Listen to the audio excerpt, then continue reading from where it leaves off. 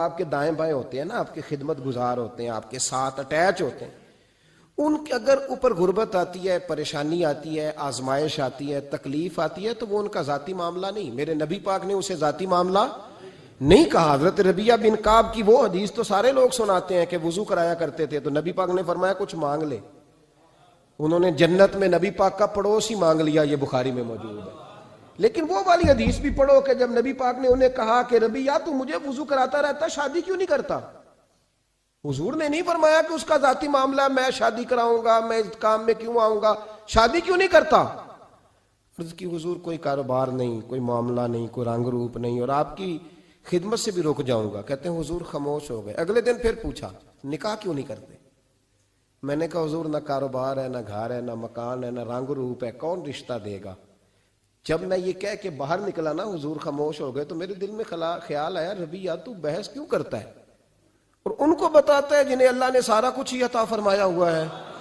حضور کہتے ہیں شادی کیوں نہیں کرتا؟ تو چپ کر کے کہہ دے محبوبہ جیسے دل کرتا ہے ویسے کر دے، تو آگے سے دلیلیں دیتا پھرتا ہے. یہ بھی کو بات ہوئی. فرماتے ہیں اگلے دن میں نے ارادہ کر لیا، حضور نے اگر آج کہا تو کہہ دینا یا رسول اللہ جیسے دل ہو کرے. میں نے وضو کرایا، میرا خیال تھا حضور یہاں روک کے کہیں گے، یہاں روک کے کہیں گے، پر حضور نے آج بات ہی کوئی نہ کی. میں دیر تک سوچتا رہا یہاں کہیں گے، یہاں کہیں گے، پر آج حضور نے بات ہی نہ کی. میں پچھتا رہا تھا کہ 2 دن موقع ملا میں نے ضائع کر دیا. فرماتے ہیں وضو پورا کرا کے جب میں باہر نکلا، دروازے تک پہنچا تو محبوب نے آواز دی، بات سن. میں ٹھہر گیا. فرمایا شادی کیوں نہیں کرتے؟ کہتے ہیں میرا تو دل پھولوں کی طرح کھل اٹھا. میں نے کہا یا رسول اللہ جیسے دل کرتا ہے کرا دے. نبی پاک علیہ الصلوۃ والسلام نے فرمایا فلاں قبیلے کے سردار کے پاس جاؤ، اسے کہا اپنی بیٹی کا نکاح تیرے ساتھ کر دے. کہتے میں گیا، تھوڑی دیر کے لیے توقف کیا انہوں نے، لیکن پھر وہ راضی ہو گئے. میں واپس آیا، سنو یہ جی اس کا ذاتی معاملہ ہے، لیکن نبی پاک نے دیکھا کہ اس کو ضرورت ہے میری، اس کا نکاح نہیں ہو رہا، گھر نہیں آباد ہو رہا، تو حضور نے پورا کردار ادا کیا. میرے محبوب کریم علیہ الصلوۃ والسلام نے حضرت حارثہ بن نعمان کو بلایا. فرمایا تیرا ایک مکان خالی ہے؟ کہ یا رسول اللہ ہاں. فرمایا یہ میرے ربیہ کو دے دے، اس میں رہا کرے گا، دلہن کو لائے گا. حضرت بریدہ اسلمی کو بلایا. فرمایا ایک کھجور کی گٹھلی کے برابر سونا چاہیے. یا رسول اللہ کس لیے؟ فرمایا میرے اس غلام نے اپنی بیوی کو حق مہر دینا ہے. حضرت سیدنا عثمان غنی کو بلایا، تیسرے صحابی. فرمایا ایک مینڈے کا بندوبست تو نے کر کے دینا ہے. حضور کس لیے؟ فرمایا میں نے اپنے غلام کا ولیمہ کرنا ہے، بکرے کا بندوبست کر. ساری تیاریاں کر کے دیں.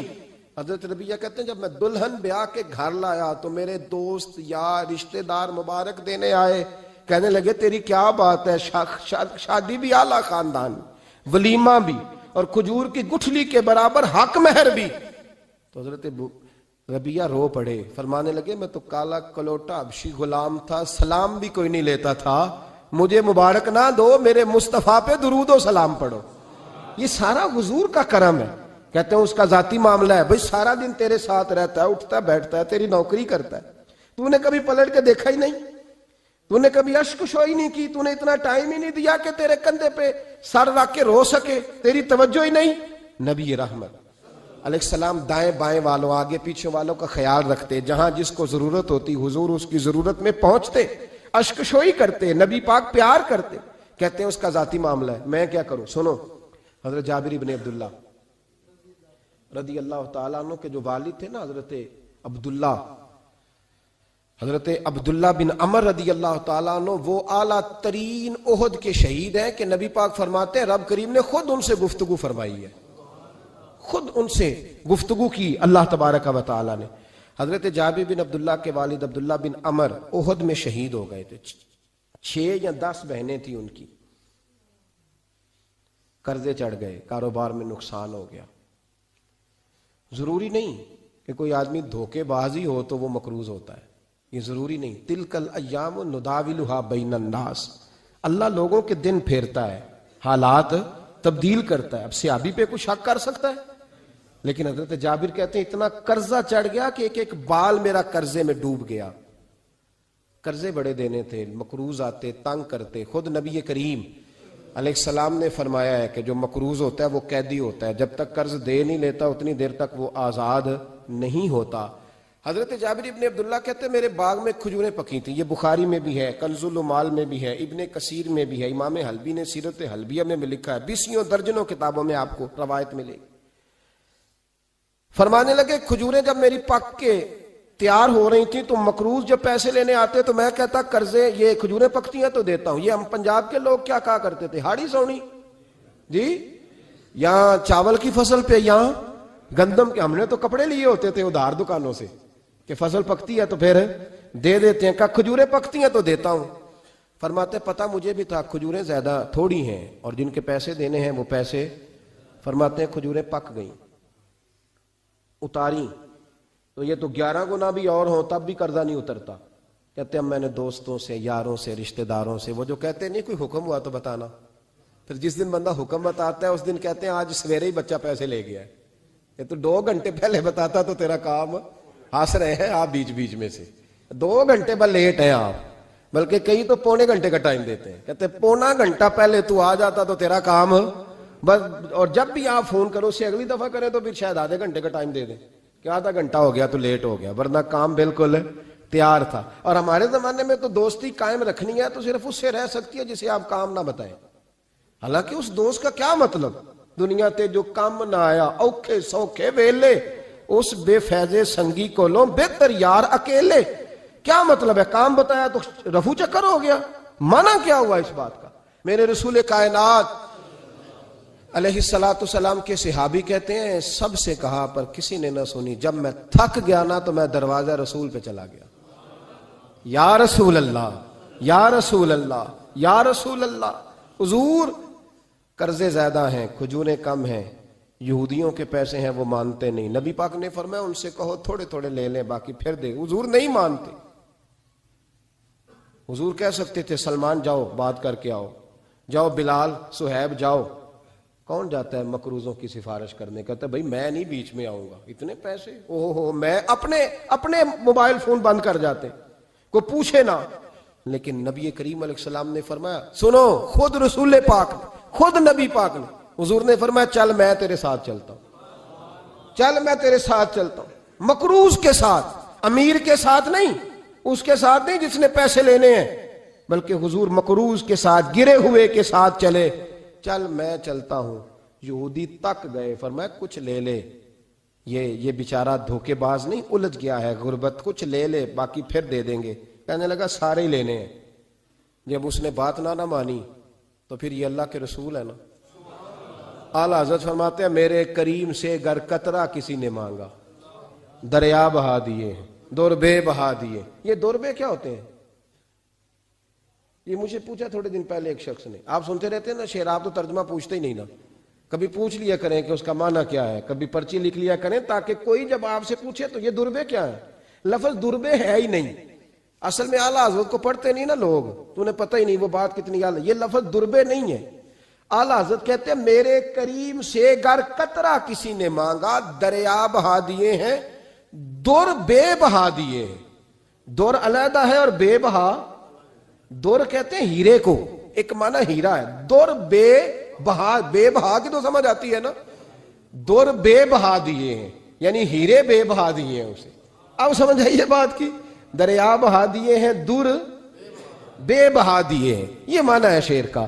تو جب وہ نانا مانا یہودی تو نبی کریم علیہ السلام فرمانے لگے نہیں تو پھر پورے ہی لینے ہیں. کہنے لگا جی پورے لینے. حضور فرمانے لگے کل آ جانا سارے دے دیں گے، پورے پیسے تیرے ملیں گے تو آ جانا. حضرت جابر ابن عبداللہ کو حضور نے فرمایا کھجوریں اتار کے نا تو اپنے باغ میں ڈھیر لگا اور میں آیا. حضرت عمر حدیث کے راوی ہیں، فرماتے ہیں بس رسول پاک چل پڑے. حضور نے کندھے پہ رومال رکھا، حضور چل پڑے. کوئی چٹائی نہیں بچھائی، حضرت جابر کہتے ہیں کوئی صوفہ نہیں رکھا، کوئی پھولوں کے ہار نہیں. حضور آئے، 2-3 چکر میرے باغ کے لگائے اور کھجوروں کے ڈھیر کے پاس بیٹھ گئے. فرمایا بلا جس کے پیسے دینے، بلا، اب تنگی یہ داماں پہ نہ جا اور بھی کچھ مانگ. بلا. فرماتے بندے کو بلایا. حضور نے فرمایا کتنے پیسے؟ حضور اتنے درہم دینار ہے. فرمایا کھجوریں تولتا جا اور دیتا جا. فرماتے میں دیتا گیا. میں نے کہا حضور اس کے پیسے پورے ہو گئے. حضور مسکرا کے فرمانے لگے چل 4-5 کلو کھجوریں اضافی دے دے، کوئی عرض نہیں. کہتے ہیں وہ بھی دے دی. حضور نے فرمایا بلا دوسرے کو. فرمایا اس کو بھی بلایا, تولتا گیا, دیتا گیا, حضور پورے ہو گئے. نبی کریم علیہ الصلوۃ والسلام نے فرمایا چل 4-5 کلو کھجوریں زیادہ دے دے. کہتے ہیں قرضے بھی دے دیے, 5-5 کلو کھجوریں بھی زیادہ دے دی. محبوب اٹھے, کچی زمین پہ بیٹھے تھے. حضور نے لباس مبارک کو جھاڑا, رومال کندھے پہ رکھا. فرمایا میں مسجد جا رہا ہوں, وہاں آ کے مجھے خبر دینا, وہاں آ کے مجھے بتلانا کہ جب میں آیا تھا تب کھجوریں زیادہ تھی کہ جب واپس گیا ہوں تب زیادہ ہے. وہاں مجھے آ کے اطلاع دینی ہے, بتانا ہے مجھے. وہاں آ کے میں جا رہا ہوں, مجھے بتانا ذرا وہاں آ کے. حضرت جابر ابن عبداللہ کہتے ہیں میں نے کھجوریں تولی, میں تھک گیا. ڈھیر تو چھوٹا تھا پر وزن ہی بڑا نکلا. کہتے ہیں میں تھک گیا, جتنی دی تھی نا اس سے زیادہ تول کے باقی پڑی رہنے دی. میں مسجد میں گیا, ذرا لفظ سننا حدیث کے. کہتے ہیں مسجد میں گیا, جا کے عرض کی یا رسول اللہ میں تول آیا ہوں. جب آپ آئے تھے تھوڑی تھی, اور جب واپس آئے ہیں تو کئی گنا بڑھ گئی ہیں. حضور نے پتہ کیا فرمایا؟ فرمایا یہ بات نا جو تو نے مجھے بتائی ہے, یہ بات ذرا میرے عمر فاروق کو بھی بتا. عمر بڑا راضی ہوگا. عمر کو بھی بتلا یہ بات. گویا نبی پاک کے معجزات کی, فضائل کی, شمائل کی باتیں جب بتائی جاتی تھیں صحابہ کے دل ٹھنڈے ہوتے تھے. عمر کو بھی بتا, عمر راضی ہوں گے. جناب جابر ابن عبداللہ رضی اللہ تعالیٰ عنہ فرماتے میں حضرت عمر کے پاس گیا, میں نے کہا عمر میری یہ رائے تھی کہ جتنی میری کھجوریں ہیں 11 گنا اور بھی اتنی ہوں تو پھر بھی قرضہ نہیں اترتا, لیکن سارے قرضے بھی اترے, 5-5 کلو کھجوریں بھی زیادہ دے دی اور پہلے سے زیادہ کھجوریں پڑی ہیں.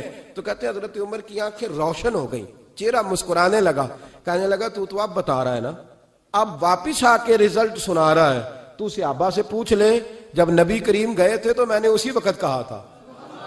حضور کے جاتے ہی میں نے کہا تھا اب دیکھنا رب کریم جابر بن عبداللہ پر ساری ہی رحمت نازل فرما دے, اللہ ہر قسم کا کرم فرمائے گا, خیر ہی خیر ہو جائے گی. دیکھ لے میں نے پہلے بتلا دیا.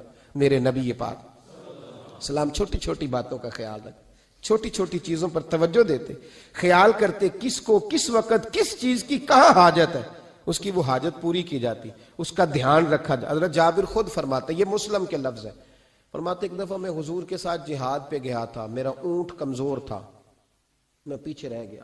ہمارے یہاں شرط لگتی ہے نا, اللہ تعالیٰ خیر فرمائے, ایک بھائی گاڑی خریدتا ہے پھر دوسرا چاہے زیور بیچے اس نے بھی خریدنی ہوتی ہے, ورنہ گھر میں گھسنے کی اجازت نہیں ملتی. بہت سارے خرچے, یہ جو جوائنٹ فیملی سسٹم ہے نا, اکٹھے جہاں بھائی رہتے ہیں 3 4 5 6, اس کے بہت سارے خرچے ضد کی وجہ سے بڑھ جاتے ہیں. اس نے کیا ہے تو لہذا میں نے بھی, ہوتا ہے نا جی ایسے. تو پھر اس ضد میں کوئی پیچھے پلٹ کے نہیں دیکھتا کہ چلو جو پیچھے رہ گیا اس کا بھی ہاتھ پکڑے ساتھ آ جائے, دوڑتے رہتے ہیں. اس میں بیچارے کئی تھک جاتے ہیں, کئیوں کے پیر دوڑ دوڑ کے سوج جاتے ہیں, بڑے مسئلے بنتے ہیں, لیکن پیچھے پلٹنے کو کوئی تیار ہے؟ اس دوڑ نے ہمیں تھکا کے رکھ دیا. مسلم میں ہے, جناب جابر ابن عبداللہ کہتے ہیں حضور کے ساتھ میں جہاد پہ گیا, واپس آ رہا تھا, میرا اونٹ کمزور تھا, بوڑھا تھا, بیمار تھا, سب لوگ آگے گزر گئے, میں پیچھے رہ گیا. کچھ میں پریشان رہتا تھا غربت سے, تو میں مایوس بھی تھا, ذرا پیچھے رہ گیا, پریشان تھا. فرماتے ہیں نبی پاک نے نا 2-3 دفعہ پلٹ کے دیکھا, ادھر دیکھو. میں نے اپنی زندگی میں بڑے لوگ دیکھے ہیں, وہ امیروں میں چلے گئے, پیچھے پلٹ کے انہوں نے غریبوں کو کبھی نہیں دیکھا کہ وہ ایک دوست ہوتا تھا ہمارا جو ماڑا ہے, غریب ہے, پلٹ کے نہیں دیکھا. کہتے ہیں نبی کریم علیہ الصلوۃ والسلام نا آگے گئے, سب سے آگے. حضور نے 2 4 5 دفعہ نا پیچھے پلٹ کے دیکھا. جابر ابن عبداللہ کہتے ہیں جب میں نظر نہ آیا تو میرے محبوب کا انداز کریمانہ دیکھیں, حضور اعلانیہ فرمانے لگے, بھئی مجھے جابر نہیں نظر آ رہا. بے خبر ہو جو غلاموں سے, وہ آقا کیا ہے, وہ آقا کیا ہے. یہاں ہمارے استاد جب یہ حدیث پڑھا رہے تھے نا, یہ حدیث پڑھا رہے تھے تو اچانک رونے لگ گئے. میں نے کہا حضور کیا ہوا, رو کیوں پڑے؟ تو کہنے لگے یار سوچتا ہوں جو محبوب جہاد سے واپسی پر اپنے غلاموں کو نہیں بھولے, وہ میدان محشر میں کیسے بھول جائے گی.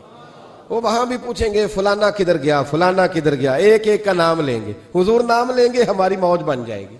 نبی کریم نے پلٹ کر کے دیکھا, جابر نہیں نظر آ رہے. حضور ان کا اونٹ کمزور ہے, پیچھے رہ گئے. حضور نے یہ نہیں فرمایا کہ ذرا آہستہ کرو ساتھ, یہ نہیں فرمایا, بلکہ نبی پاک نے فرمایا تم چلو. قافلہ چلتا رہا, حضور نے گھوڑا پیچھے کی طرف موڑا, سب سے پیچھے آئے. جناب جابر کہتے ہیں پیچھے میرے پاس. اس حکمت کو آپ سمجھیں, حدیث کے ان لفظوں پر آپ غور کریں. ایک کہہ کے کہنا ذرا اس کو میرے پاس لاؤ یہ بات اور ہے، ذرا آہستہ ہو جا، وہ بھی ساتھ مل جائے، لیکن یہ معنی اور ہے کہ غریب جہاں بیٹھا ہے اس کے پاس خود چل کے جانا۔ حضور خود پلٹ کے پیچھے آئے اور فرماتے میں چونکہ پریشان تھا تو محبوب میری طرف دیکھ کے فرمانے لگے اس کو دوڑاتا کیوں نہیں، پیچھے کو رہ گیا؟ تو کہتے ہیں مایوس بندہ، پریشان بندہ کبھی کبھی وہ اس طرح بولتا ہے کہ جیسے کڑ رہا ہے، تھوڑا سا نا سخت ترش باتیں بھی کرتا ہے۔ کہتے ہیں میں نے اس عالم میں نا، میں نے کہا حضور اس قابل ہوتا تو سب کے ساتھ مل نہ جاتا، کمزور ہے، ماڑا ہے، مہران ہے، اور وہ بھی پرانی جو چل ہی نہیں سکتی، یہ کہاں یا رسول اللہ دوڑے گا، اس قابل ہی نہیں ہے۔ حضور اس قابل ہوتا تو قافلے کے ساتھ نہ ہوتا۔ کہتے ہیں حضور نے میری طرف توجہ فرمائی، میں باتیں کر رہا تھا اپنے اندر کی پریشانی کی تو حضور مسکراتے جا رہے۔ حضور کے ہاتھ میں چھڑی تھی، فرمانے لگے ایسے ہی تو باتیں کر رہا ہے۔ نبی پاک نے اونٹ کی پشت پہ چھڑی لگائی اور فرمایا تو دوڑتا کیوں نہیں؟ بڑے ہلکے سے مسکرا، اوے تو دوڑتا کیوں نہیں؟ تو جناب جابر بن عبداللہ کہتے ہیں جو سب سے پیچھے تھا نا وہ سب سے آگے نکل گیا، وہ دوڑتا گیا دوڑتا۔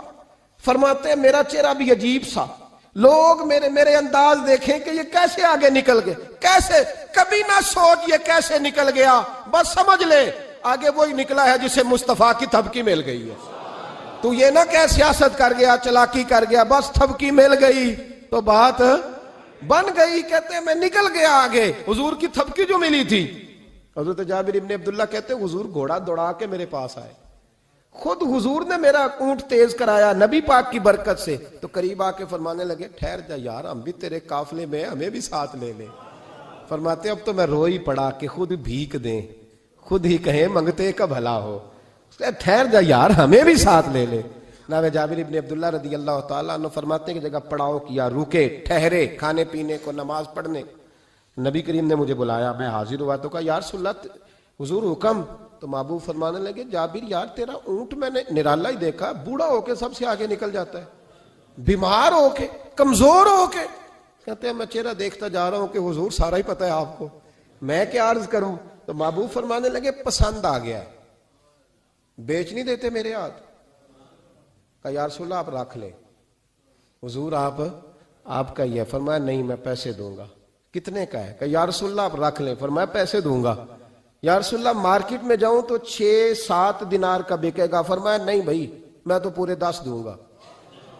6-7 نہیں، میں تو پورے، حساب سیدھا، 6-7 کا کیا حساب ہوا، 10 پورے کا۔ حضور پھر بندہ نوازی ہے نا، کون بول سکتا ہے؟ حضور نے فرمایا بلال تیرے پاس 10 دینار تھے؟ حضور ہیں۔ فرمایا ان کو دے دو، اونٹ کے پیسے رکھ لو اور مال نہ مدینے جا کے دے دینا۔ جابر ابن عبداللہ کہتے ہیں میں مدینے گیا شام کو، میں نے نا کبھی اپنے اونٹ کی اتنی خدمت نہیں کی جتنی اس دن کی۔ میں نے اسے بڑے پیار سے نہلایا، میں نے نئی رسی خرید کے اسے نکیل ڈالی، آج محبوب کی بارگاہ میں لے کے جانا ہے۔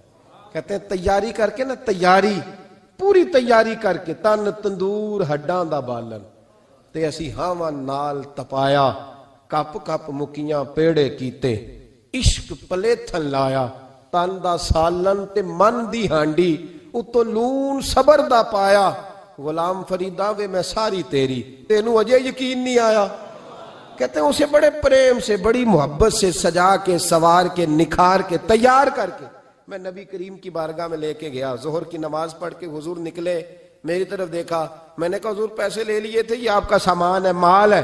کہتے ہیں حضور نے نکیل تھامی، میں واپس پلٹا، بھی گلی کی نکر مڑا نہیں تھا، حضور نے آواز دی جابر ذرا سن تو صحیح۔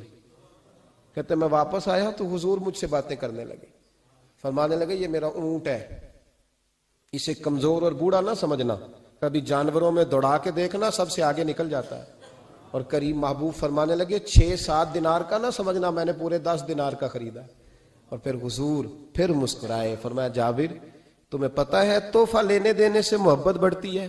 حضور ہاں۔ فرمایا رکھ لو میں تمہیں تحفے میں دینا چاہتا ہوں، رکھ لو میں تحفے میں دینا چاہتا ہوں۔ جناب جابر ابن عبداللہ کہتے ہیں میں واپس لوٹ رہا تھا، رو رہا اور کہہ رہا تھا جیسا نبی اللہ نے مجھے دیا، جیسا رسول اللہ نے، سب سے اولا ہو آلہ ہمارا نبی، سب سے بالا ہو آلہ ہمارا، کون دیتا ہے دینے کو منہ چاہیے، دینے والا ہے سچا ہمارا نبی، غمزدوں کو رضا مجدہ دیجئے کہ ہے بے کسوں کا سہارا ہمارا، نبی کریم سید عالم صلی اللہ علیہ وسلم دائیں بائیں آگے پیچھے خیال رکھتے کس کو کس وقت کس انداز میں کتنی حاجت ہے. حضرت مقداد حضور کے غلام ہیں. وہ کہتے ہیں میں تھا اور میرے ساتھ 2 صحابہ اور تھے. ہمیں بھوک لگ گئی. مدینے میں کچھ قحط کا سما تھا, کئی دنوں سے بارش نہیں ہوئی تھی, فصلیں نہیں پکی تھی. فرماتے ہیں بھوک نے بڑا ستایا. ہمارا یہ طریقہ تھا کہ جب ہمیں شدید بھوک لگتی تھی تو ہم کسی صحابی سے کوئی مسئلہ شرعی مسئلہ دریافت کرتے تھے. یہ اب جا کے ہر قاری صاحب پہ ہر امام صاحب پہ فیٹ نہ کر دینا بات. آپ باتیں سنتے ہیں پھر ترجمے اپنی مرضی کے کرتے ہیں. جا کے ہر مولوی صاحب پہ فیٹ نہ کر دینا. کہتے جب مسئلہ پوچھتے تھے نا کسی صحابی سے تو پہلے روٹی کھلاتا تھا پھر مسئلہ بتاتا تھا. اب میں پہلا وضاحت کر لی یہ گل دی آپ, اس لیے میں نے اگلی بات بعد میں کی ہے, کیونکہ آپ نے اسی حساب سے روٹی کھلانی ہے نا جس حساب سے اپنے امام کو تنخواہ دیتے ہو, اسی حساب سے روٹی کھانی ہے نا اس بیچارے. تو فرمانے لگے کہ جب نہ ہم کسی شخص سے کسی صحابی سے مسئلہ پوچھتے نا تو پہلے وہ, اس لیے یہ جو آستانوں پہ لنگر ہوتا ہے, یہ جو بزرگان دین خانقاہوں پہ لنگر رکھتے ہیں, یہ صحابہ کا طریقہ ہے کہ جس کو دین بتایا جاتا تھا اسے پھر لنگر بھی کھلایا جاتا ہے. بہت سارے لوگ اس کا مذاق اڑاتے ہیں کہ یہ کیا ہے بھئی, یہ رسول اللہ کی سنت ہے. صلی اللہ پڑھیے درود صلی اللہ. چلے جنہوں نے پہلے نہیں پڑھا وہ بھی شامل ہو جائے, پڑھے صلی اللہ تعالی علیہ وسلم. فرماتے ہیں اس دن بڑی بھوک لگی. 3 دوست تھے ہم, 3 صحابہ تھے. ہم نے حضرت ابوبکر صدیق کو گلی میں کھڑا کر لیا. سب صحابہ کے حالات کچھ نہ کچھ ان دنوں میں نا ٹائٹ تھے, کمزوری تھی, چونکہ فصلیں نہیں تھی, بارشیں نہیں تھی. ابوبکر ایک مسئلہ پوچھنا ہے. کہتے کھڑے کھڑے جناب صدیق اکبر نے کہا پوچھو. پہلے روٹی بھی ساتھ پوچھتے تھے. کہنے لگے چلو پوچھو. کہتے مسئلہ پوچھا اور بتا کے رخصت ہو گئے.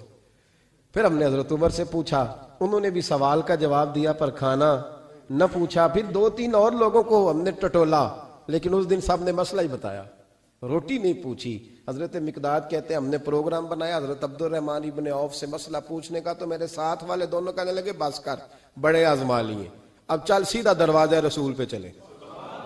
اب مسئلہ پوچھنا ہے تو ان سے پوچھنا جن سے سن کے ساری دنیا مسئلے بتاتی ہے, انہی سے پوچھتے ہیں, ڈائریکٹ چلتے ہیں. کہتے ہیں ہم آئے مسجد نبی میں, حضور بیٹھے تھے. حضرت مقداد کہتے ہیں ہماری بکریوں کے تھنوں میں دودھ خشک ہو گیا تھا. حضور تشریف فرما تھے, السلام لی, دست بوسی کی, اتحیات میں بیٹھ گئے. حضور ایک مسئلہ پوچھنا تھا. حضور مسکرائے, فرمانے لگے لگتا ہے بھوک لگ رہی ہے تم تینوں کو, مجھے مسئلے کی سمجھ آ گئی, بھوک لگی ہوئی ہے. یا رسول اللہ بڑی. فرمایا میری 4 بکریاں ہیں اور اللہ نے فضل کیا قحط میں بھی ان کے تھن دودھ سے بھرے ہوئے ہیں.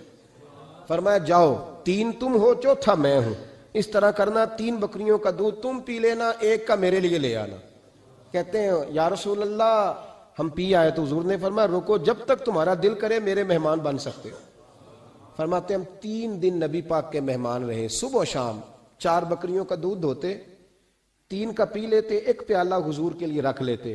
فرماتے ہیں تیسرا دن آیا نا, حضرت مقداد کہتے ہیں وہ تو سو گئے دودھ پی کے, پر وہ جو نبی پاک کے لیے پڑا تھا نا, میری بار بار توجہ اس کی طرف جاتی, بار بار, اور میرے اندر سے آواز آتی کہ حضور کو تو بڑی خدمت کرتے ہیں صحابہ, تو حضور نے تو شاید کچھ اور کھا لیا تو پی نہ لوں.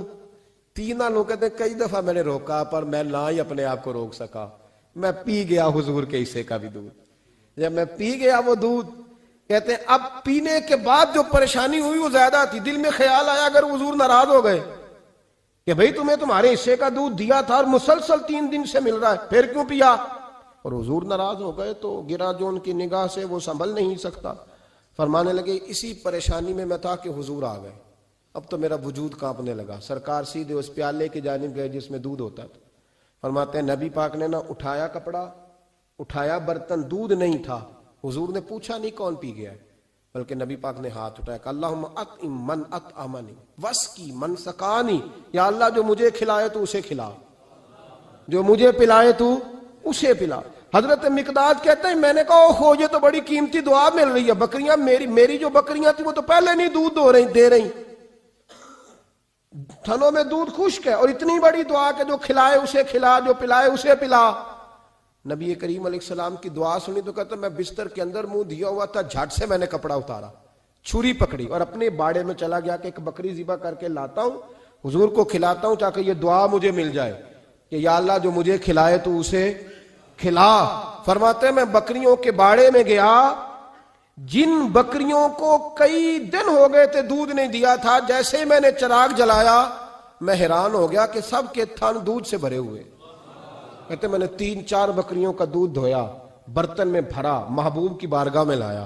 कहते हैं हुजूर ने खुश होके पिया।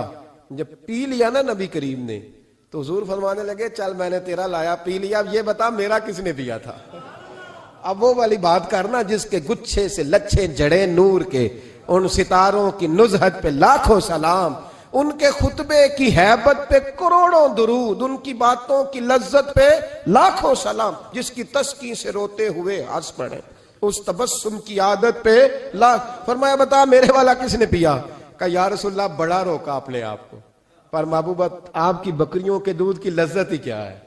हुजूर नहीं रोक सका तो महबूब करीम फरमाने लगे अच्छा अकेले पी गए हो, जा फिर दूध भी तू मेरा पी गया है और मैं तेरे लिए फिर दुआ करता हूं कि या अल्लाह इसने मुझे पिलाया तो इसे पिला, इसने मुझे खिलाया तू इसे खिला। नबी करीम हर उस शख्स का ख्याल रखते जो भूखा होता, जो प्यासा होता, जो कमजोर होता। थोड़ा थोड़ा दाएं बाएं देख, ये हुजूर की सीरत का बहुत बड़ा पहलू है। थोड़ा थोड़ा दाएं बाएं आगे पीछे जरूर दे। यकीनन जब आप किसी के काम आते हैं तो आपको आजमाइश से गुजरना पड़ता है। यकीनन मैंने अपने दौर में ये मंजर देखा है, अगर आप हाथ फैला रहे हैं तो आप मांगने वाले हैं, और अगर आप हाथ नहीं फैला रहे तो लोग कहते हैं पता नहीं कोई तो चक्कर होगा।